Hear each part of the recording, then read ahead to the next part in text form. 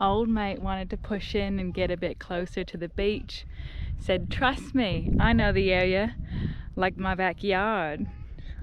To me, it looked a bit shallow, and I said it, but old mate said, knows the area like the back of his hand. Well, folks, that's our anchor. This is our chain, and that, high and dry, is our boat. Just kidding, folks. We've beached her on purpose. We've got a bit of work to do, and we'll get going. She does look cool out of water. Hi, we're the James family. Are you sick of your day-to-day life? Ever thought about doing something different? Well, we did just that. We bought an unfinished aluminium catamaran and we're fixing her up as we sail around the world. Come along for the journey and click subscribe. Daddy? Mommy? Charlie?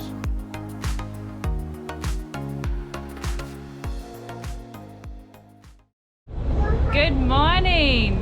So today's a beautiful day. We are currently leaving Chalkies, which is right here. Whitehaven Beach is just on the other side. And we are en route to Windy Bay, and we have something very special planned today. We are going to beach the boat. So we're going to beach the boat at Windy Bay and take a look at her undersides, give her a bit of a scrub, and take a look at the props. Yeah, so one of the jobs I've been doing lately is driving a landing barge, and on landing barges it's a bit of a contact sport. You know, my job is to run the thing aground, but now I'm about to do it with my own boat. I'm not quite as confident as I would be.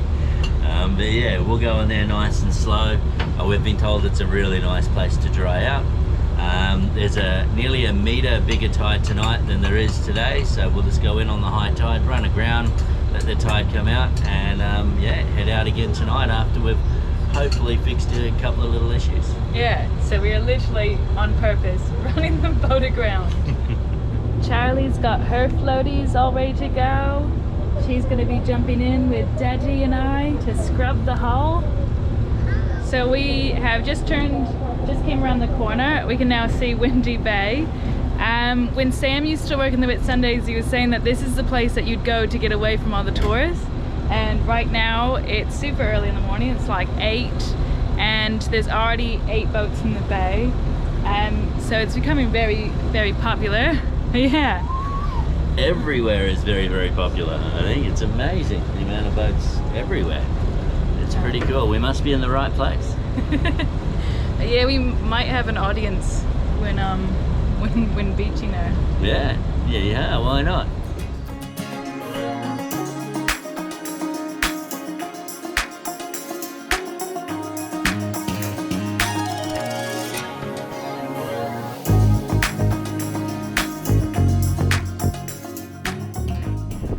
The last time we were here was 2019, and the beach was all sand, like very nice sand. And we've been told that it's still the same, but just out here as a precaution, looking underneath the hulls and up in front of us just to make sure there's no rocks. And you can see it's just sand.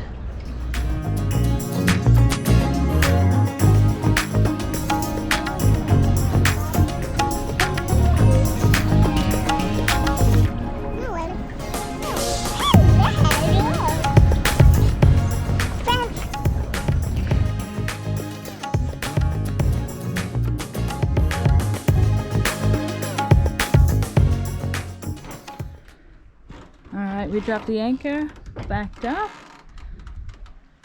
and that is us. Now it's time to jump in while the tide goes out.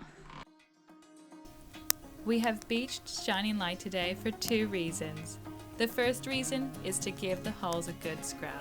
The last time we scrubbed the hulls was about 6 weeks ago, and we are amazed with how much growth has grown back in such a little time.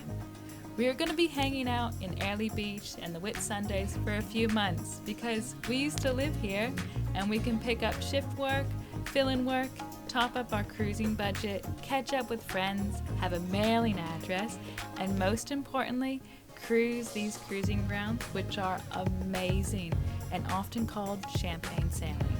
So it won't be for a few months until we have Shining Light hauled out of the water for a good bottom paint job. So, first reason we beached her today is to give her hulls a good scrub. The second reason we beached her is to have a look at the propellers. The other day when we went snorkeling and jumped in the water, we noticed the props were not looking quite right. And actually the port side prop is stuck in reverse. So instead of diving up and down and only getting a look at the propellers while holding our breath underwater, now we have beached her and we'll be able to have hours to look at them.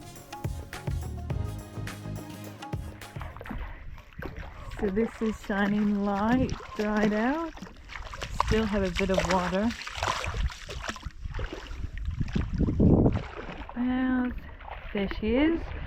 So currently at the moment we are just scraping the bottom of the hull because once everything dries out it's going to be a lot harder to get it off. So we're quickly trying to race against time and the tide and get stuff like the grass stuff off the hull. So we're doing a pretty good job. It's now just a little bit left on the bottom, and then we're gonna go have a cup of coffee and then we'll take a look at the props. Yeah, she's looking beautiful.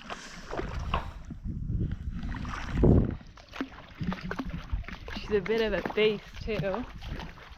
Oh, I can stand up underneath there. So this is pretty cool. And while we're here, we did notice that the our fix for the anchor chain has come off. We noticed it about 2 days ago, and since we're going to be drying out, you can see I'm standing right here, so it's pretty easy to fix. We'll just retie it. But these plastic things are doing really well. You can see here, this is where the chain's been rubbing, and it's been protecting the metal like really well, and that one's holding tight. This one's just popped off. The tide was fully out when we finished scrubbing the hulls, and Shining Light was high and dry. It was also time for our little helper to get up from her nap. Charlie was adamant she wanted to put on her bathing suit and go swimming, which led to a bit of confusion when she went down the back steps to jump in.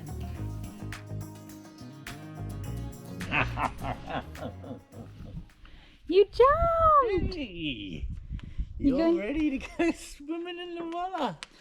What? There you go. Where's the water, Charlie?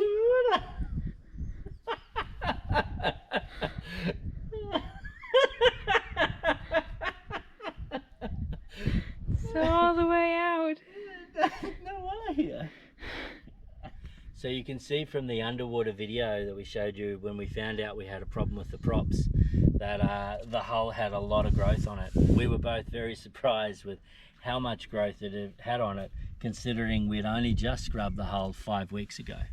So the Antifoul that we use is an Altex brand. It's Vivid Petite, and it has quite high biocides in it when I look at all the others.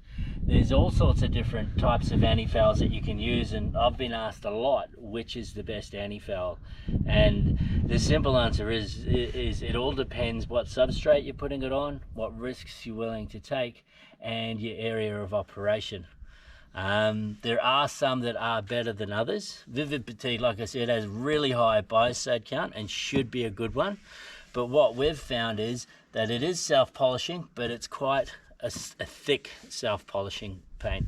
So what we're going to do for the next one is we're going to go for a softer paint, one that will polish a lot easier. When you're putting self-polishing Antifoul on, it's kind of like a bar of soap. You can put lots and lots of layers on, and as long as it keeps coming off, then you can keep using it. We still have a lot of paint on here, and it's very thick. I believe the biocides aren't really working in it anymore, but it's just not falling off or working the way it should. There's still quite a thickness of paint on here, but she's done. So we're going to go for a softer one that'll polish a lot easier because we don't go that fast. You may be thinking, why doesn't everyone go for really soft polishing antifouls then? If you're in a high-speed boat or anything like that, it will polish off the boat until you have no antifoul left. If you're a landing barge or anything like that, where it's a contact sport and you're running aground all the time, you don't want a really soft antifoul then, because again, it'll keep coming off on you. So it all really depends. If we didn't have such a thick layer of paint and primers and undercoats on here, then we would probably go a silicone-based paint. It's a bit more expensive, but they work very, very well. There's been great results from it. There's a lot of people believe because we're aluminium, you can't go a copper-based paint. Well, that's not exactly true. As long as you have the right primers and that underneath and a barrier coat, you can go a copper-based paint. You just run the risk if there's any kind of fault or it gets chipped away or anything like that, having the dissimilar metals and that creating corrosion. But in the commercial world, there's a lot of boats that have antifouls that have copper in it and other metals and things like that work slightly better normally than the ones with just the plain biocides. For us, like I say, we're going to stick with what we have rather than take it back to bare metal. We're just going to change brands and go for a softer paint to see how that works. And because we're going up and around the tropics, it'll suit us better up and around those areas. But yeah, that's a little bit about our antifoul, and yeah, we don't want to scrub it for too much. It's a little bit of work and not something we really want to do. Not every month anyway. So this here is a Kiwi prop. Now the way they work is they've got adjustable grub screws in here. They screw out to adjust the pitch. When you're in forwards, it goes this way. This is a right-handed propeller. When you're sailing, these automatically come this way and feather to reduce your drag. When you hit reverse, what's meant to happen is this internal thing here is on a spring. It spins round and it locks all of them into place, and then you have reverse. Now currently, both of our propellers that are on at the moment aren't working. This one here, it's locked in reverse, so it won't feather at all. And I'll just put these down on my trusty Kids 2 stool. And on the other side here, with this one, what's happened is it works okay on forwards, but then when you go to reverse, it's a very severe reverse there because these aren't spinning. Both of them are seized. So I'm hoping to free one of them up and then swap one of them for the other spare propeller we have so I can do it up. We're quite lucky in a way. We've got two right-handed propellers, so that means either one we can swap if I can get just one of them going. When we get our new propellers, hopefully, I'm going to be going for a right and a left-handed one. Not for prop walk, just for efficiency and things like that. So I've had a look at the manuals, and it'll just mean that I'll have to change the Morse cable round and make the port side where it runs in reverse all the time in the gearbox, but that'll actually be forwards when we go for a left-handed propeller on that side. But that's our task for today. Neither one of these is working properly. So this one is seized where it hits there, and that's a really severe pitch for in reverse. And then in forwards, but it sails, and the other one is completely locked up and won't move at all. So I'll get to work and see if we can fix one of them and swap the other one out. Daddy's working over there. Charlie's working over here. See that? Yeah. Did you do that? You're digging a hole? Yeah. Yeah.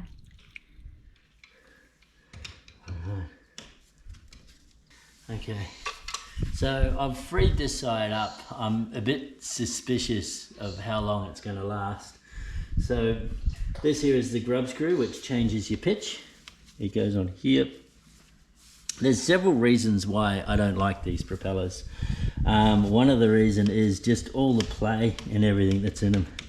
everything just moves and rattles. And the adjustable pitch too, it does leave a lot for error, as in this one here and this one, they're not actually the same pitch. They don't line up exactly the same, and that one there is different again. And just with all the slop and everything in these blades, all it's going to do is cause rattle in your cutlass bearing or your stern bearing. Cutlass is just a brand, and cause all sorts of dramas down the road. So this is working as it's meant to now. So when it's in forwards, it goes that way. When you're sailing, it goes to the middle and it feathers. Then when you engage reverse, what happens is, I'll hypothetically engage reverse, this comes around and those pins are what lock it in. So then, see that? Those pins lock it in when it's in reverse, and then you have reverse. It does allow for a lot of error, and again there, see, I've held it for a bit and it's jammed. So it's meant to then go back. That's what's meant to happen. And then you're in the forward mode again, and then when you go, then it can feather. When you go reverse, that comes around like that and locks. That's the way they're supposed to work, but again, it's jamming. So yeah, not really working like it should. I'll have a play with the other side just to find out which one's worse, to put the new one on. When we bought the boat, this spare was already on board. I initially thought, great, they've got spares. Now I realise why. Yeah, so anyway, we'll keep playing and see how we go.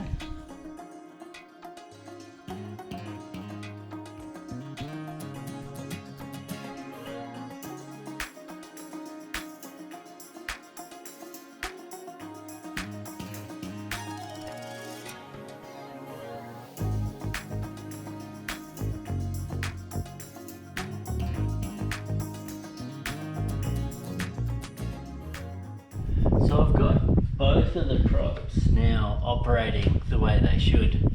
Now the problem that I'm faced with is neither one of them really give me confidence that they're gonna keep working the way they should. And I believe that's what the previous owner had a drama with as well. Hence he had this brand new one sitting on board. So rather than swap one out and hope, we're gonna go and use both of them and see which one fails first, and then dry out and swap them again. But it is absolutely official. This Kiwi does not like Kiwi props. If you have a look at the blades for one, there is nothing really hydrodynamic about these. And the fact that they're both giving us grief, and the way they're working now doesn't give me a lot of confidence that they are gonna keep working or anything like that. We've been humming and hawing for a little while now. Well, I've wanted new props for a little while now. I've just been trying to justify the cost, and you know, the fact that I'm fairly confident both of these are going to fail on us in the near future means that we are due for new props, and I don't think it's worth buying one more new Kiwi prop and having this one and the other one. So if you have a boat like ours that's a little bit heavier than the average bear and needs a little bit of a push, we've got 50 horsepower nannies on here. If you can recommend any props, I am going to start seriously looking for some new ones and have a talk to my beautiful wife and hopefully get rid of these Kiwi props. The next job on the list, it was going to be super easy and only take 5 to 10 minutes. Or that's what we thought anyways.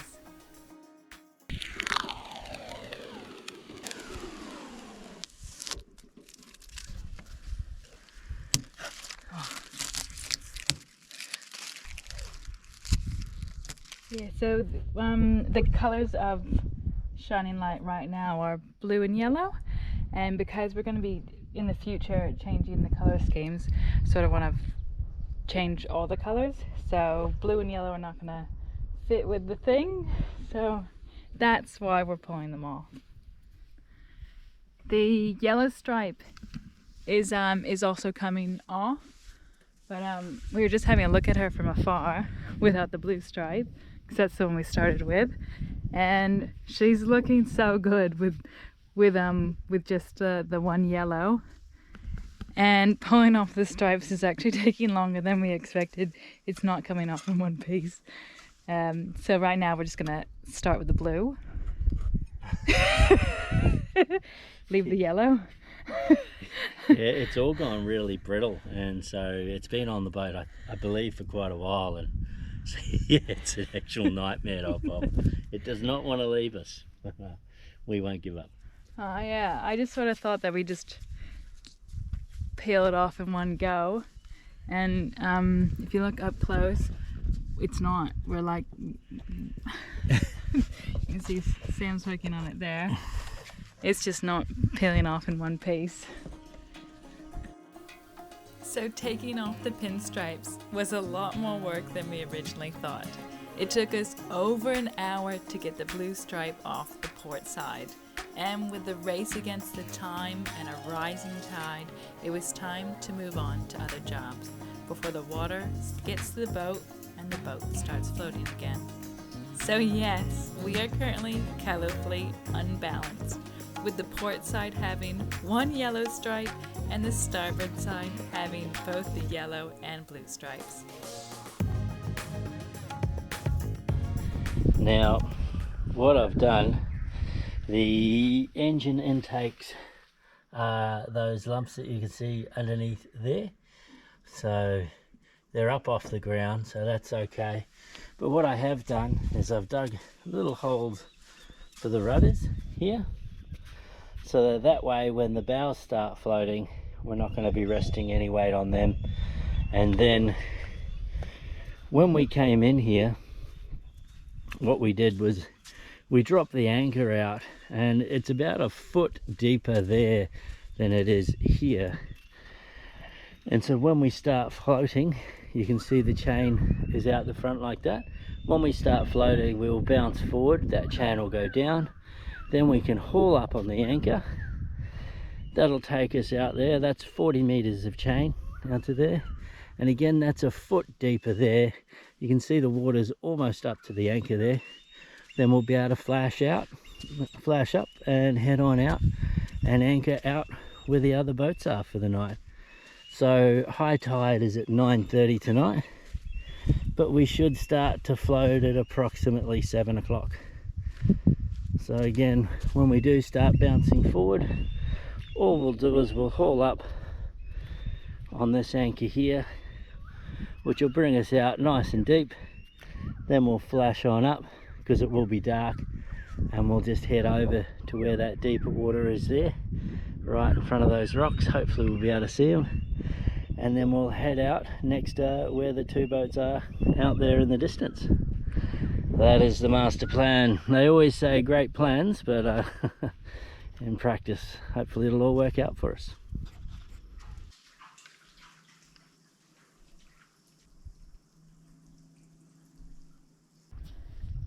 Tide's coming back in. See it all coming. There we go, it's all coming in. Pretty fast too.